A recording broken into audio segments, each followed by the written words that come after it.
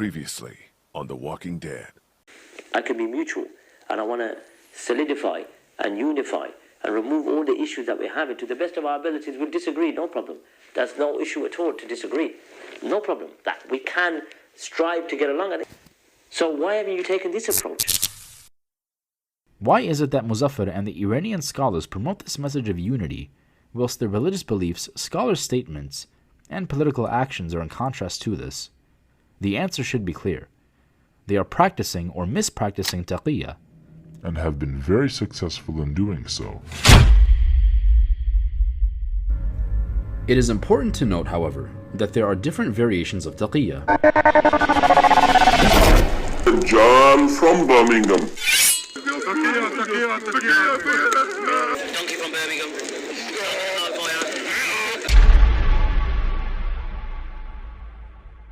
أعوذ بالله من الشيطان الرجيم. قل هذه سبيلي أدعو إلى الله على بصيرة أنا ومن اتبعني وسبحان الله وما أنا من المشركين. About the chapter concerning Taqiyyah. He says dissimulation is disguising the truth and concealing the belief therein. So it's hiding in the face of one's opponents and refraining from divulging to them That which results in injury to one's religion or worldly affairs. Do you believe in Taqiyyah as well, Safa? Yeah, the Rububiyyah, Uluhiyyah was Muslim. But Now I know what group you're from. no. Now I've done, yeah. Because that's why I asked you this question. But that's from Quran, so I could prove from No, Quran. but that's fine. Now I understand who I'm speaking to. I guarantee you That's don't why know. I just wanted to. You know what, between me and you, I guarantee you I don't know. I guarantee you don't know. But you know why? You made a distinction based on a... To me, it sounds to me, from what I've judged from you, and from how I've heard you speak, it sounds to me you more Al Hadith, right? You know. So are you? I could be here and everyone's here and I'll say, well, I'm not Al Hadith. Let me get to my point now. You said... Sure, bro, you know the reason why... The reason why I'm asking is because in order for me to have this conversation, I need to know what his principle is. You understand? I have to understand that if I'm debating a Christian, I need to know whether I'm speaking to somebody who's a Catholic, a Protestant, somebody who doesn't... You know, do you understand, bro? Because each one has their own beliefs. Fair enough. But in order for me to have a discussion with brother, I need to discuss with him according to his own principles. Okay. So let's agree then. Regardless of what group I'm from, I'm giving you principles from Quran. But you you decoded. Okay, bro, let me time this. Let me time this. No, but brother, you know why you shouldn't time me? I'll tell you why. If you speak, I respect. You can disagree. I respect. If you ask a question, it's only fair for me to elaborate the question you're asking. So you can't say... I'm not asking any question. No, but you said Tawheed, that I know what your group are from. Let me explain myself then. You mentioned the Islamic Tawheed. You mentioned Tafsir. I haven't mentioned any of the sort. You're trying to decode where I'm from, or what group I belong to, or what sect I belong to. It's you doing that. You're asking all the questions. So I've just mentioned 12 Shi'ism. You haven't seen me decode you. I don't know whether you're a Shia or whether you're... Don't worry about that. Don't worry about that. Bro, you shouldn't worry about that. Bro, I have... Give me your school. Give me your school. I'm not being fair. I'm not being awkward. Why don't you mention your school? No, listen. What's your school, What's your school? Taqiyyah. What's the school? What's the school? Again, listen. No, I asked about. I'm Deobandi, Salafi, Ashari, Athari. He's not. Yafi? What is it? I'm Deobandi, Salafi, Ashari, Athari.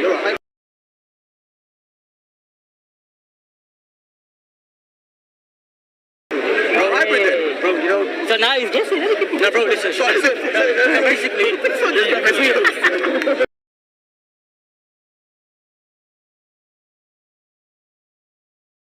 The beginning, the fall for Bro Hajji. Bro Hajji says he adheres to the manhaj of the Salaf. I adhere to the manhaj al-Salaf. He says he is Athari in creed, Hanafi in fiqh. I'll give you the evidence. I am a Athari in creed, I am Hanafi in fiqh. I'm Hanafi in fiqh and Athari in terms of Hanafi to adhering to the Athar. I am a Athari in creed, I am Hanafi in fiqh. I am a Athari in creed, I am Hanafi in fiqh. I am a Athari in creed, I am Hanafi in fiqh. I am a Athari in creed, I am Hanafi in fiqh. Does it make sense to call yourself Athari and you say, I am Athari, I am Athari, مع ذلك you are in a position to the Athar. This goes against the Athar. Bro Hajji, the refuted Miskeen, says he's an Athari Hanafi. Okay. Sheikh Shamsuddin Afghani Salafi was one of the most expert scholars on the Hanafi Deobandis. He breaks the Hanafis down as follows. Babu, Bro Hajji, just needs to tell us which one he belongs to. Sheikh Afghani says, Al-Hanafiyya, Salafiyya, i.e. Tahawi, Ibn Abil is Abu Hanifa. Bro Hajji can't be from them because most of them opposed Khuruj.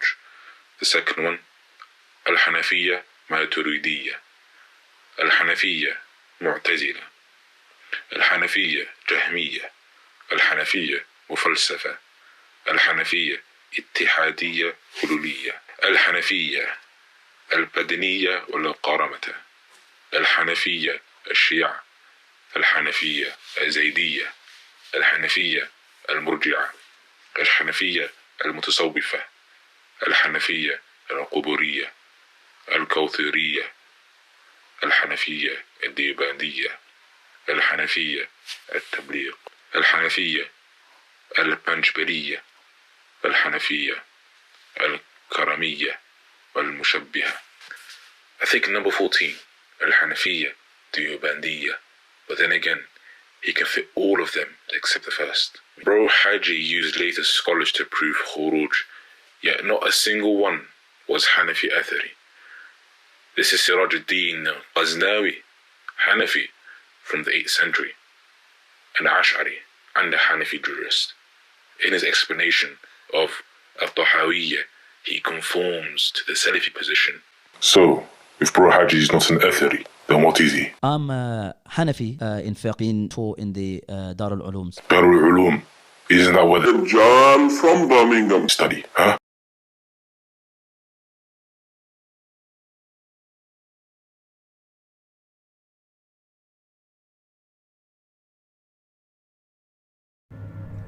It is important to note, however, that there are different variations of Taqiyyah.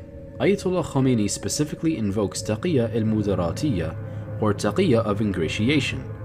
He describes it in the following excerpt from Ar-Rasa'il Volume 2, page 174, which states, "It is the act of making those who differ with us, Ahl Sunnah, love us and to lure them by friendliness in a situation where there is no fear of harm or damage to the Shia, unlike the Taqiyyah of fear." ارتد الناس بعد رسول الله إلا ثلاثة ثلاثة شد اندازه 500 میلیون تقیه این کار رو داشته الا اگه از هم اول به سب و تعم و فلان اینها مشغول میشدیم مجاز زیاد میشد. درسته هرچه توی اهل سنت نزنید تقیه بکنید. ما از زمان پیغمبر از زمان امیر تامین تقیه میکردیم که حالا میکنیم حرفی نداریم. I mean, for example, sometimes you find our brothers from Ahlul Sunnah saying, you, the Shia, tell me your real beliefs. What's your real beliefs? Why don't you say your real beliefs in front of us? What are you doing? Taqiyyah? You're lying? No, we're performing reconciliatory taqiyyah, which means what? I could say my real beliefs, and I could come out openly with my real beliefs, but I appreciate there are certain figures that you have respect for who I may differ over. When I conceal all my opinions about those figures, it's not because I'm scared, it's because I'm trying to enter dialogue with you as another Muslim. तवज्जो रखना, अगर एक मसले पर हमारे अकाबिर की दो राय हों तो आपने ये देखना है कि आपके अपने इलाके में कौन सी राय ज़्यादा मुनासिब है। बस उस राय पे अमल कर लो और बाकी राय की तरदीद ना करना, क्योंकि जिस पर अमल किया ये भी अकाबिर की है और जिसको आपने छोड़ा वो भी अकाबिर की है। इस पे लड़ने की ज़रूरत नहीं है। मोहम्मद बिन अब्दुल वहाब के बारे में अगर हमारे अकाबिर की दो राय हों, बाज़ गलत कहते हों और बाज़ ठीक कहते हों, तो जो ठीक कहते हैं वो भी अकाबिर हैं। अब आज के दौर में सऊदीया से ताल्लुकात दुरुस्त रखने के लिए आपको राय कौन सी इस्तेमाल करनी चाहिए? जो ठीक कहते हैं, जो गलत कहते हैं? बोलो।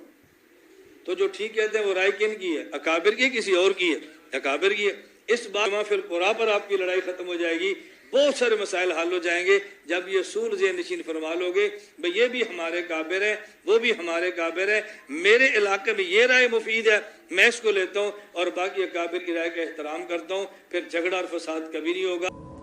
I could come out openly on the minbar with all my opinions about figures in Islamic history, and I can be blunt about it.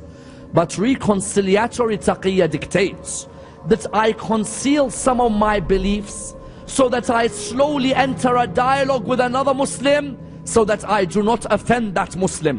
There are some things you don't come out with openly because the other school will see it as a shock. But not everything comes out, because reconciliatory taqiyya is the idea that we foster brotherhood between Muslims, not disunity. I can be mutual, and I want to solidify and unify and remove all the issues that we have. And to the best of our abilities, we'll disagree, no problem. That's no issue at all to disagree. Therefore, the first type of taqiyya, safety. The second type of taqiyya, reconciliatory. The third type of taqiyya is the one which is discouraged. Which one? The one where Islam is in the face of danger and you remain silent. When Islam is in danger, then there is no space anymore for taqiyya. When Islam is in danger and the world is being corrupted as to its teachings, that's when a person has to come out with their beliefs so that people understand the true teachings of the religion of Islam. The non-Shirazis take it a step further and use it to deceive Sunnis into thinking that the Shias want to reinforce the notions of tolerance, mutual respect, and unity, when their actions clearly demonstrate otherwise. One could even argue that they are actually more aggressive towards Sunnis. Seems like Sadiq al-Shirazi was correct in saying that their call for unity is a political scam. Because you do not love the Prophet ﷺ. You love your Saudi rulers more than you love the Prophet ﷺ. Your paymasters, or not even paymasters, you do it for free. You just like licking boots, don't you? But no, you're a stubborn super Salafi, bootlicker. You love the Saudi rulers and you love this state more than you love the Prophet ﷺ. Fact. Now, I really want to address or have a heart-to-heart with my sincere Salafi brothers, and this video is long overdue with all due respect. Now, over the past year and a half, we've been having a back and forth with certain brothers. Hadahumullah wa iyana. Allah guide them and guide us. I adhere to the manhaj al-salaf. The real reason why I don't call myself a Salafi is because the term has been hijacked. The founding father of a certain movement, and again, we don't want to mention who that man is. I'm sure you know who I'm referring to 200-300 years ago. I've done a video against Muhammad bin Abdul Wahhab, got his takfiri tendencies. I got part 3 to come, so all of you don't worry, that's coming as well, to show you that he's a forefather of ISIS. But don't. It's totally different way you say if you're a Deobandi that you got to take everything from Deobandi. My initial education is Deobandi. I'm Deobandi. Look, I got shot Barbahari, so you can't say, look, and the bookmarks as well. Do you know what I mean? So I'm not taking Barbahari. I'm not mocking the book Barbahari. It's a great book. Wallah al-Azim, it's a great book of Aqidah. The book you've been teaching for God knows how long. Sharh Sunnah, Hamish Durus, have you done teaching the people, not knowing you're teaching the book of the Dajjal of Baghdad. How do you feel, mate? Sheikh Muhammad bin Abdul Wahhab, rahmatullah alayhi. Muhammad Abdul Wahhab, yes, this book is beneficial. He has beneficial stuff. I got his book. I'm encouraging people to read his book. Muhammad Abdul Wahhab's knowledge is, if you read the book, like Kitab al-Tawheed and other books, very, very simplistic, basic language, not much research. I've emphasized for the last bloody 2 years almost, is that I am not calling for khuruj. Okay. I am not calling for it. And I have mentioned this probably dozens of times. If a ruler, drinks khamar, does all sorts of fawahish, he should not be even, we should not even allow such people to stay in power. He should be removed. So if there's a leader such like that, the ulama should get together and encourage people to get rid of this and topple this freak. Is that I've only met Mufti Abilayt twice. And this is me being in the da'wah scene for 3 years. I've only met him twice. And the last time I met up Mufti Abilayt was just nearly 2 years ago. No, but you know what? Behind the scenes, though, obviously we speak. Me and Mabu later, we got a good relationship. Yeah. And that was the last time I met him 2 years ago. We've had private discussions. I've advised him privately many times. We don't want to tell you what's happened prior to it. There's a little bit of a conspiracy going on. I'm feeling a bit overwhelmed. But so they feel that they're more confident, so they can carry on with their deception, deceit, dissimulation of your real belief. You can't hide it from Ahl Sunnah.